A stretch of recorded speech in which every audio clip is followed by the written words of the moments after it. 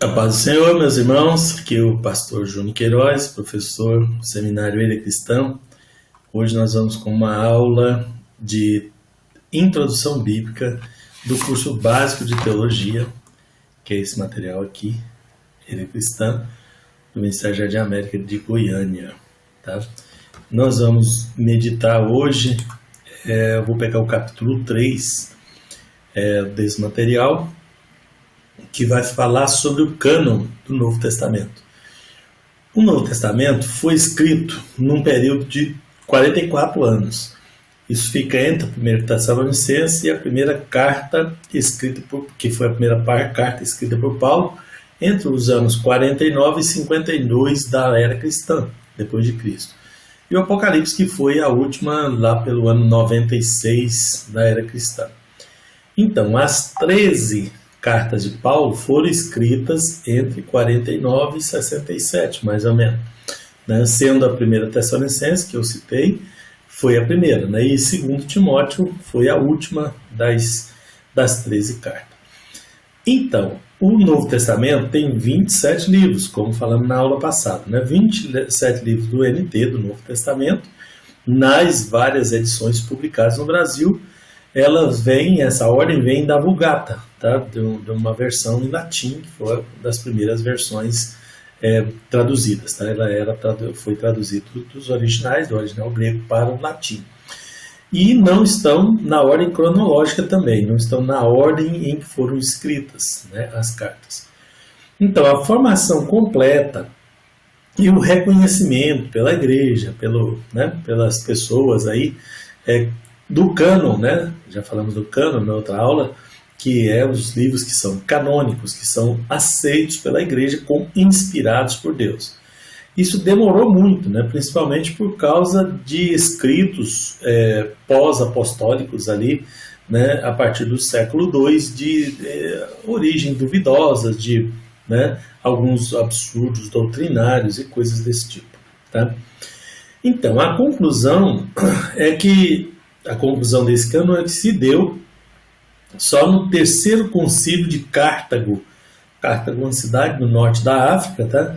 Isso aconteceu em 397 depois de Cristo. Aqui já, a última carta tinha sido escrita ali perto do ano 100, 96, e o cânon ficou pronto só no ano 397, depois de muita perseguição, de muitos problemas com a igreja, né? E a reversão disso, quando Constantino, imperador romano, declarou o cristianismo a religião oficial do império, isso deu uma facilitada, isso foi no ano 323, mas o cânon mesmo só ficou pronto no ano 397, aí, tá? Depois de tudo que aconteceu aí, né? A conversão, entre aspas, do Constantino, que era o imperador romano.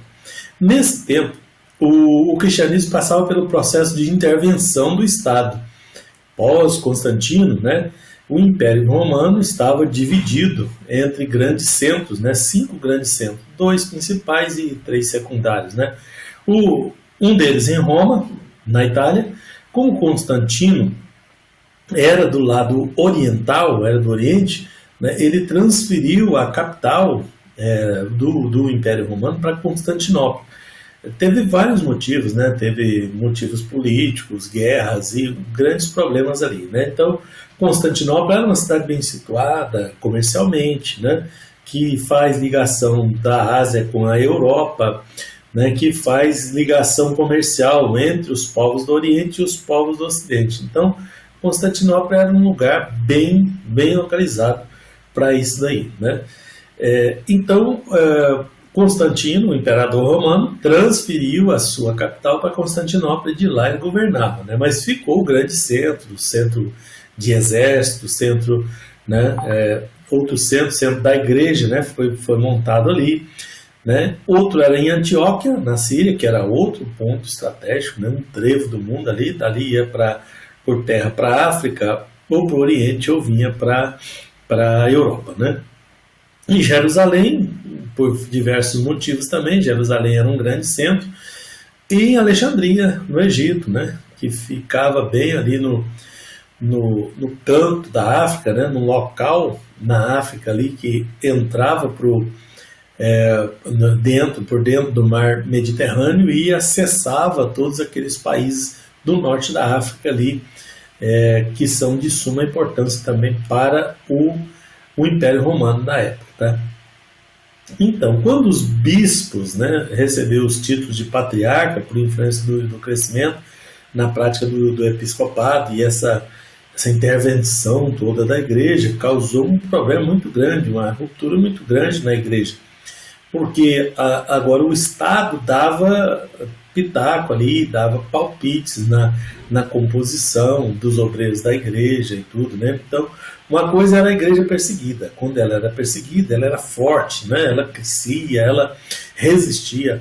Mas quando ela se aliou com a política, com o Estado, aí aconteceu o contrário, né? Ao invés daquilo ser uma bênção para a igreja, porque o Estado colocava dinheiro, financiava, até hoje tem grandes construções da igreja que vêm daquela época, né? Que datam daquela época, porque o Império financiava a igreja, que ajudava muito também a política de Roma, né? Era uma troca de favores.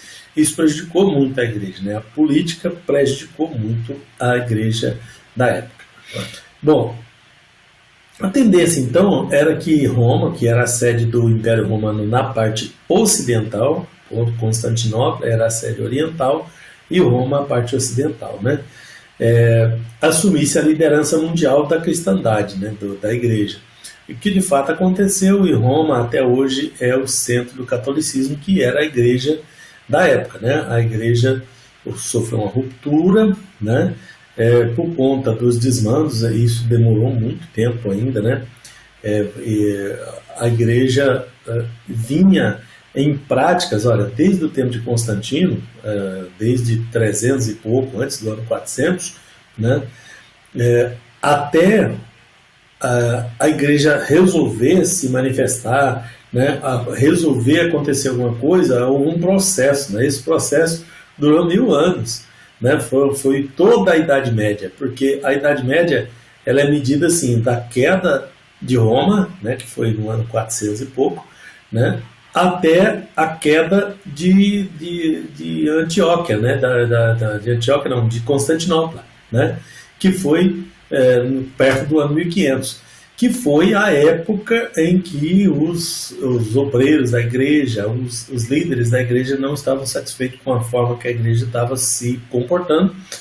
Então levantou-se naturalmente o movimento de separação. Na verdade foi um movimento, né, não foi só Lutero, mas chama de Reforma Luterana, mas foram vários reformadores, tá? E esse movimento ele surgiu naturalmente por causa dos desmandos e das dificuldades. A igreja estava insustentável, cometendo erros bíblicos, doutrinários insuportáveis, e aí surgiu a ruptura, a Reforma Luterana. Essa reforma ela tinha por objetivo consertar a igreja, né? Não era a ideia dos reformadores criar uma igreja nova, né? Fundar uma nova denominação. A ideia deles era consertar a igreja, o que não aconteceu, e aconteceram várias perseguições e dificuldades, né?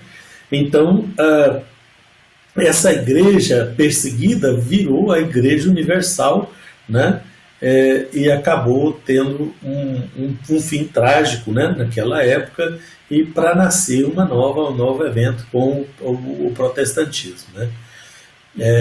Bom, junto com tudo isso, conta-se as primeiras atitudes de Constantino, né, que influenciava os cristãos, né, que ele mesmo cristianizou, desculpem, mas não foi cristianizado corretamente, né?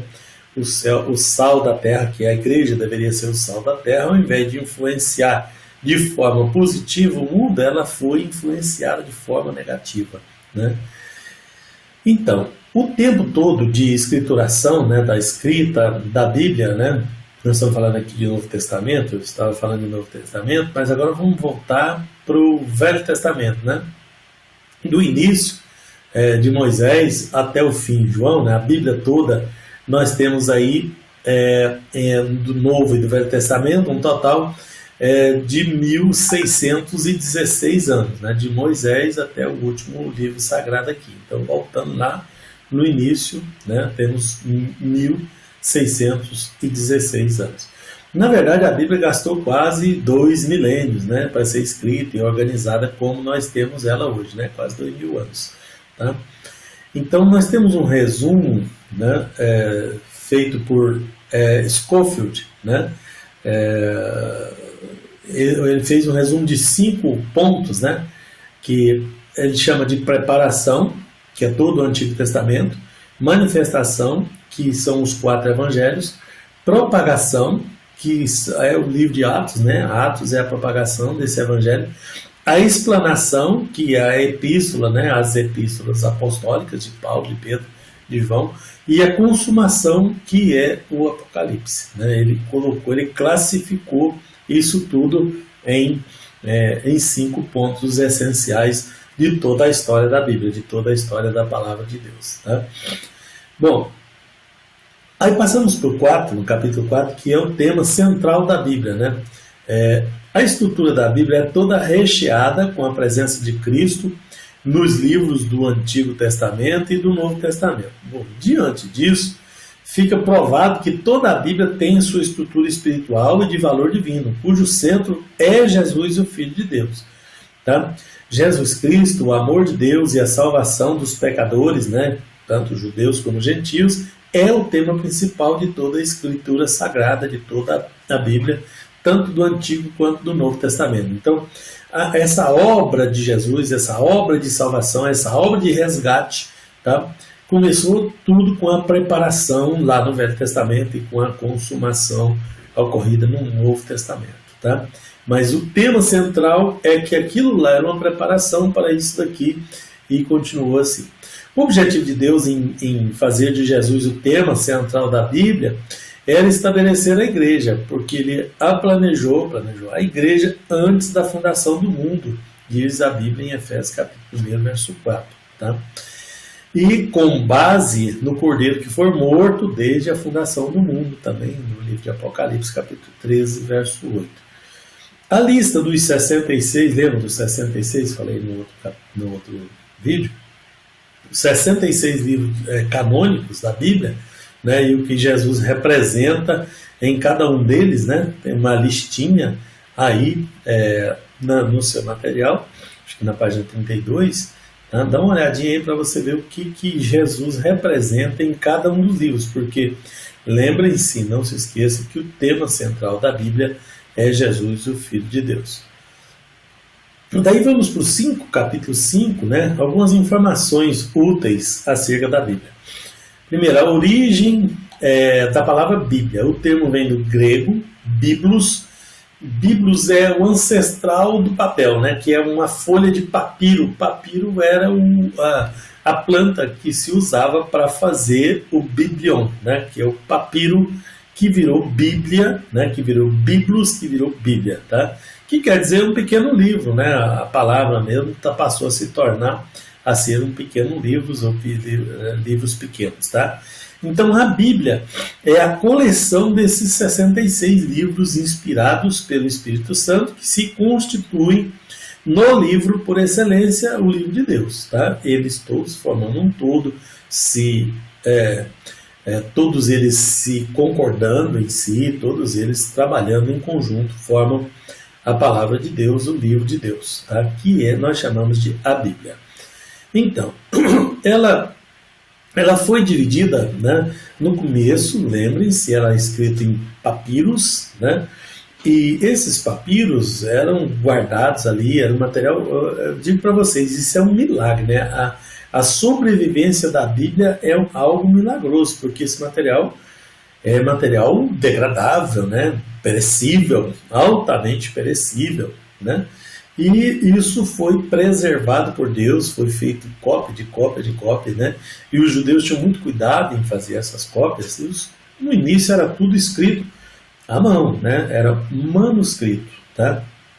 Só temos o registro da Bíblia impressa já no ano 500, depois do ano 1500, desculpa, depois do ano 1500, depois da Reforma protestante, tá? Que um alemão, né, Gutenberg, chamado Gutenberg, criou a imprensa, que é a prensa, o prelo, a prensa de tipos móveis, é tipo um carimbo, né? Colocava todas as letrinhas ali, prendia aquilo tudo, passava tinta e carimbava.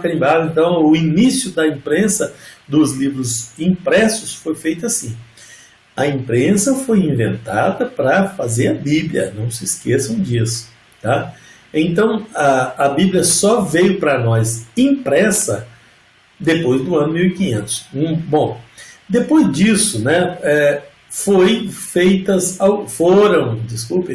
algumas alterações para facilitar a localização dos textos dentro da Bíblia, né? Ela foi dividida em capítulos. Primeiro em capítulos, né? Lá pelo século XIII, mais ou menos, né? Ela foi dividida em capítulos, né? Pelo teólogo Stephen Langton, tá? E então ele era bispo de Canterbury, na Inglaterra, e professor da Universidade de Paris, na França, né? A SBB conta essa história aí, que ela foi dividida em capítulos lá, ainda antes ali. Na época da impressão, é que ela foi dividida em versículos, né? Na época que começou as impressões, depois do ano 1400, 1500, né? Em versículos foi de 1445, né? Pelo Rabi Nathan, né? No Antigo Testamento, e o Novo Testamento só em 1551, né? Já na época da imprensa. Ele era um impressor, né? Um gráfico, tá? Chamava Robert Etienne, tá? Ele é que dividiu o Novo Testamento em versículos. Então temos em duas etapas, ou três, né? Primeiro, dividir em capítulos, né? Em capítulos. Depois, dividiu o Velho Testamento em versículos, depois o Novo Testamento em versículos. Tudo isso para facilitar a localização dos textos dentro da Bíblia, né? Eu vejo aí muitas pessoas criticando, falando que é questão de capítulo e versículo. Lembrando que esses capítulos foram colocados depois, não foi um livro escrito em capítulos, igual esses livros que a gente vê por aí, né? Cada capítulo tem né? Se o meu livro tem 10 assuntos, eu coloco em 10 capítulos. O capítulo 1 trata de um assunto, o capítulo 2 de outro, como a gente está fazendo aqui no material. A Bíblia não foi assim. Então você não vai achar divisão do texto em capítulos, né? Você só vai achar os números capitulares para facilitar, não que o texto fecha ali e continua lá, às vezes um capítulo para o outro, o texto continua o mesmo texto, né? A gente vê isso no Velho Testamento em muitos lugares e tudo. Então, eu estou falando isso porque o pessoal critica muito a questão dos salmos. Fala, não, salmo não é capítulo, salmo é número. Olha, se for número, salmo, então toda a Bíblia é número. Se for número, né, não é capítulo, número, aí fica aquelas discussões que não tem fundamento, né? Na verdade, a Bíblia toda não é capítulo, né? Ela foi numerada, e a gente coloca o nome de capítulos, porque a sequência dos assuntos não leva àquela estrutura capitular que a gente está acostumado com livros, tá? Muito bem, ela tem a Bíblia toda, tem 66 livros, 1.189 capítulos, 31.173 versículos, 773.692 palavras, 3.566.480 letras, tá? Isso para a Bíblia que foi feita essa contagem, porque vai variar de versão para versão, uma palavra outra, uma é maior que a outra, você já sabe, né? A Bíblia de Lutero, Novo Testamento, né, foi publicado em 1522, e a Bíblia de Lutero, o Antigo Testamento, em 1534, né, foi feita em alemão ali, e o primeiro foi publicado o Novo Testamento e depois o Velho Testamento. Essa Bíblia de Lutero não era dividida em versículos, só em capítulos. Olha a data aí, né? Já tinha, nessa época aí, já tinha Bíblias, a Bíblia de Genebra, por exemplo, já tinha ela em versículos, tá? Mas a de Lutero, as primeiras não foram colocadas em versículos, só em capítulos, tá? Então, a primeira Bíblia, então, foi publicada incluindo versículos e capítulos, né? Foi a de Genebra, tá? Ela foi lançada em 1560 na Suíça, essa informação é dada pela SBB, e de acordo com a mesma fonte, o Novo Testamento de Almeida, né, de João Ferreira de Almeida, publicado em 1681, né? Saiu dividido em capítulos e versículos. Aí temos Deus, outra informação importante, Deus na Bíblia. Deus, através de seus vários nomes, né? Deus, Senhor, Jesus Cristo, Espírito Santo, Salvador, Cordeiro, Ungido, Messias, é mencionado 13.373 vezes no livro sagrado. A palavra Deus não foi registrada nos livros de Esther, de Cantares e Obadias. Nesses 3 livros não tem a palavra Deus, mas a presença dele, a direção dele, né, é viva em todos esses 3 livros aí. Tá bom? Vamos encerrar por aqui a nossa aula de hoje, né, nesse trecho aqui. Que Deus vos abençoe abundantemente em Jesus.